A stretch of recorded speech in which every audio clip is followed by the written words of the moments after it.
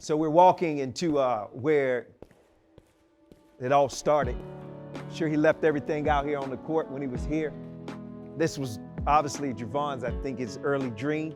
But I tell you, I believe I set probably midway up the W, and I'm just looking and I'm like, what do you think, Gervon? You know, you may play another 4 years, great, but hey, we need to exit that door, and that's your future. I was one of the biggest kids in my class, so I thought I was gonna be probably like 6'10 or 6'11 during that time. Probably thought I was like the next LeBron or something. Gervon has always been a little bigger than everyone else, so starting out as a child, it took him a while to realize that he was a little different than everyone else. I used to have to tell him, like, calm down a little bit. Like, let's relax, because at the end of the day, you 6'7". Like, you 6'7", you can't do everything that we can do or everything that this person can do. Gervon walking around the halls was hard to miss. You know, you can spot him from anywhere. Yeah, we knew of Gervon from middle school on. Gervon was known up to that point really as a basketball player.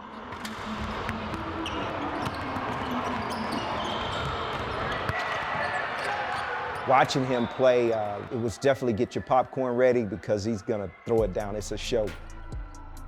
He stood out because of his size. I mean, he was powerful in the post, explosive off the vert.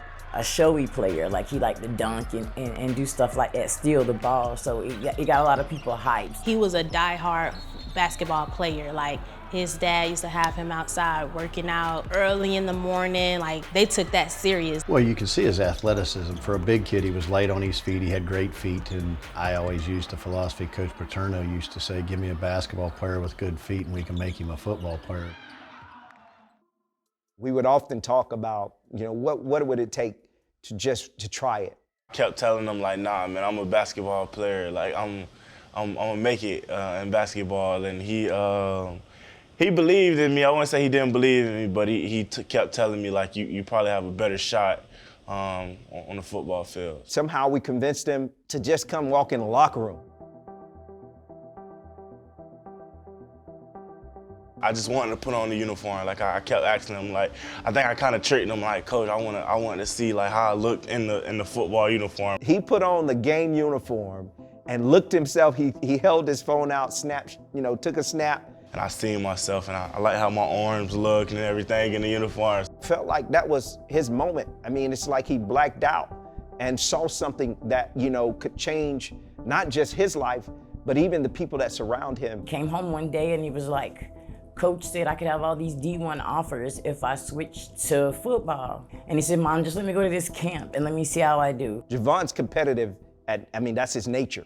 And so I would often tease and just say, what, you know, you're afraid it's not gonna work out? Like, you won't be the big dog no more. I mean, between you got 5 on the court, but now you got 11 you're gonna have to face and prove that that. It was like, Coach, listen, don't nothing scare me. I'm not afraid of anything, especially in a contact sport. Gervon was 6'5", 270 when we took him to the first satellite camp and ran 4'7". He threw the medicine ball from the knee position further than anybody in the country and really didn't even practice it or know what he was doing. I seen a switch. I knew he was serious about football when I seen he like was having a deeper love for football, like over basketball.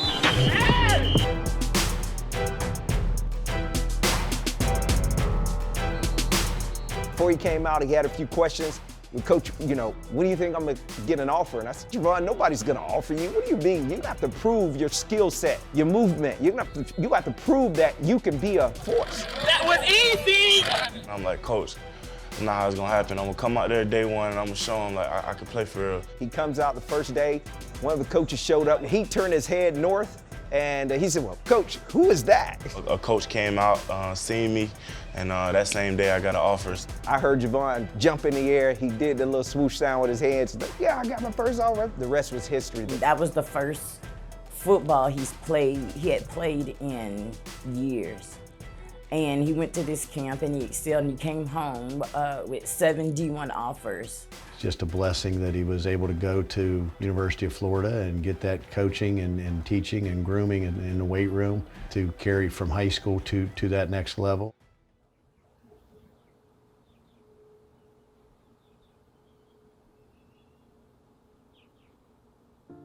Gervon Dexter, wow.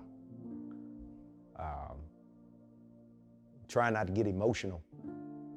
That was Gervon's go-to. That was Gervon's, like, his potion of superpower. Gervon's always been like a person that feel that he can be great at anything that he does. And his dad, for him, was the person that convinced him that he could be great at anything that he does.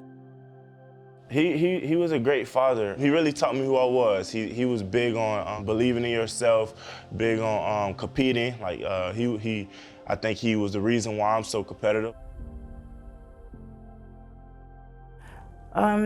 He had an affection in his heart that we were told wasn't as serious as it turned out to be.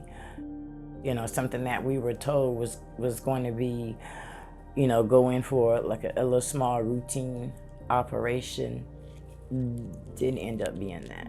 It was hard for me and my family to get through, for sure, but I think the type of person he was and how he left me, he also motivated me a lot to finish the plan. What Dad was instilling and what Dad was trying to help Gervon understand is that, you know, you're not competing against what's now, you're competing against tomorrow, you know, and gave him that belief, gave him that hope, gave him, again, that reassurance that, you know, his future was very bright. Levis on 2nd and 9, trying to spin free, but he is torn down by Gervon Dexter Sr. Gervon, as a football player, is probably as scary as any, you know, Friday the 13th, any nightmare.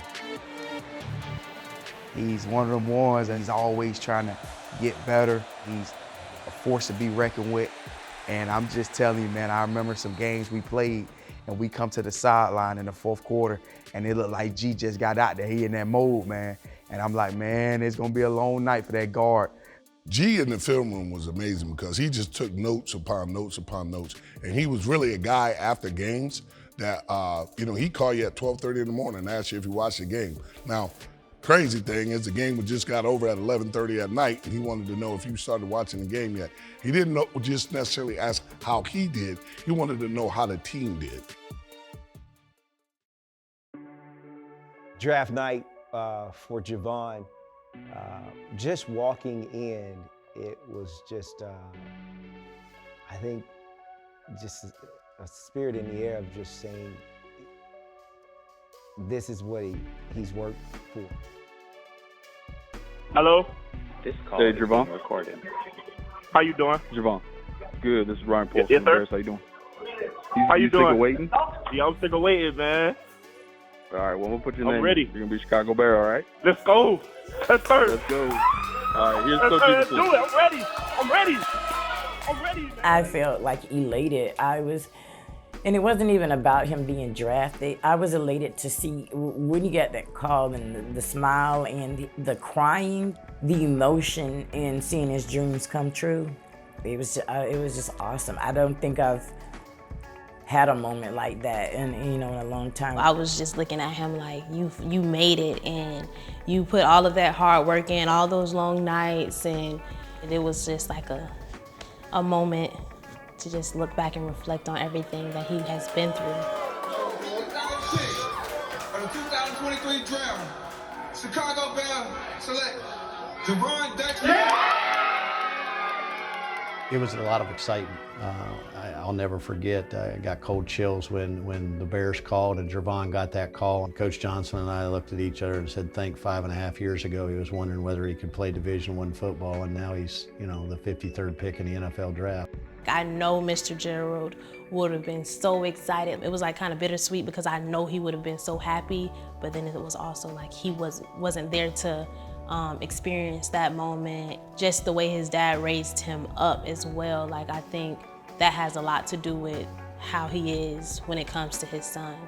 I love being a father. I learned to be a lot less selfish and understanding that I have to provide for another human being. His dad would always push him to do the best he could do, be on time, and to go do the lifting and to do what the coaches asked him to do. Those things help, mold Gervon into what he is. So I'm sure that's transferable now. I know that it has helped Gervon become the father he is today from the great man that he watched.